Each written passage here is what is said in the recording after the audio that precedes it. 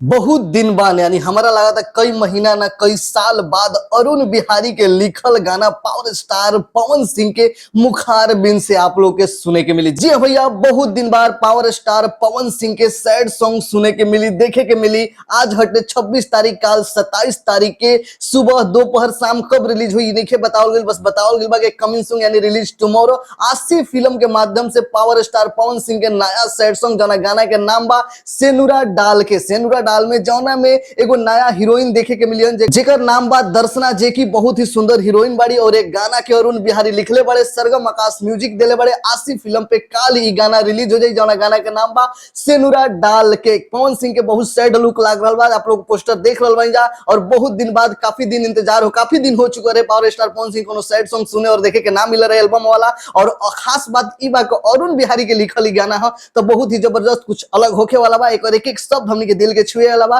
कितना बेसब्री से आप लोग इंतजार करते हैं, गाना के जरूर नीचे कमेंट सेक्शन बताई जा।